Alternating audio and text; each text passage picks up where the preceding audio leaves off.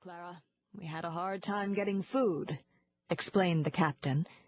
"However, if I had known the trouble this hat would cause me, I wouldn't have stopped. Why, I almost lost my life, and it's strange I didn't. Every time I think of it, I wonder more and more about my foolishness." "What happened, Father?" asked Clara. "I should have known that the other warriors would be roving about the forest. I should have gone on with my company." "What happened next, Father? What did you do?" Clara asked impatiently. She could hardly wait any longer for his answer. "I looked for my hat, of course. Pretty soon I saw it on a briar bush. This bush was on the other side of the briar patch, so I had to push through the whole field." "Didn't the little thorns scratch you?" "They scratched every inch of skin they could find, my dear. But I finally had my hat.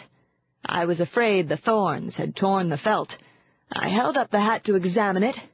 Then came my third surprise. Someone shot a bullet through the crown." "While you were holding up the hat?" "Yes, indeed. A warrior thought it was on my head. I dropped to the ground at once because I wanted him to think he had killed me."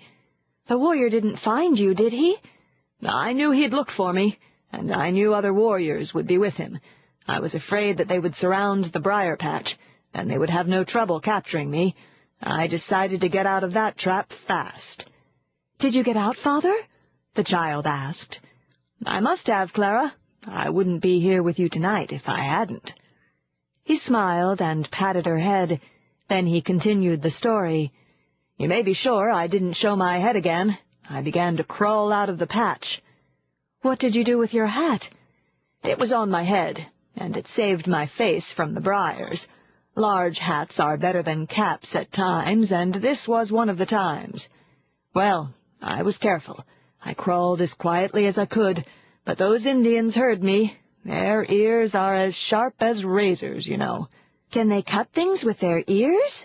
asked Clara eagerly. "Oh, no, it's only a saying," her father replied. "Now, just as I expected, the warriors began to shoot into the patch." "Then they didn't think you were dead," Clara exclaimed. "You didn't fool them." "They wanted to finish me if I wasn't. Just then I heard the whine of bullets, but not near, thank goodness. They didn't know just where I was, so I was safe for a time.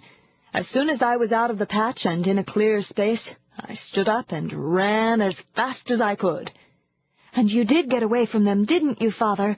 asked Clara expectantly. "Not yet, Clara. My troubles weren't over by a good deal. Soon I heard the sound of running feet behind me." "Oh, dear! They heard you." I stopped a moment and listened.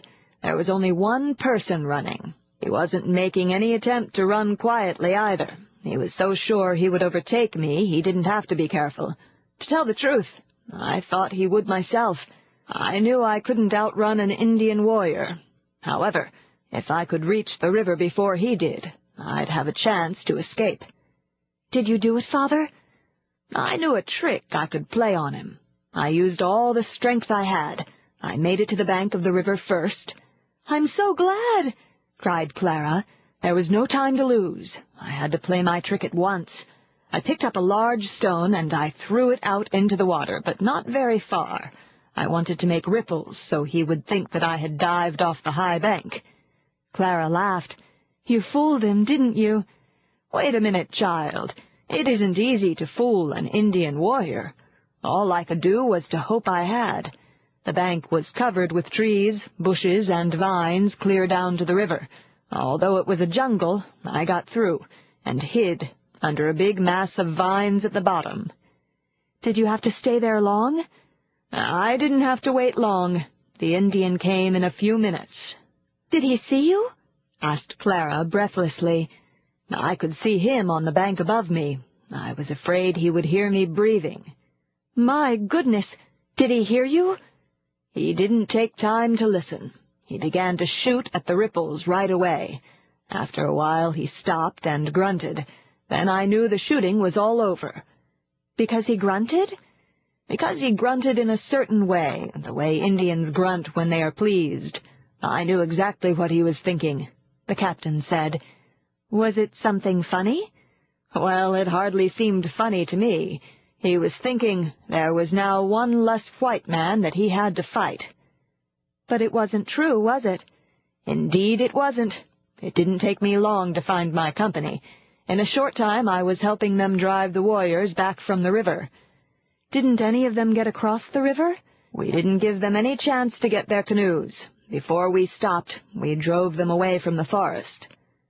I wish I had been one of your soldiers. I wish you had, Clara. You would have made a good one. You would have warned me when the warriors were coming. Me? Tell you? How would I know? They would be wearing moccasins so they wouldn't make any noise. How would I hear them? You'd hear them. Aren't your little ears as sharp as razors? Ha ha, laughed Clara. Now it was her bedtime. She said good night to her father, then she climbed the stairs to the big room she shared with her two sisters.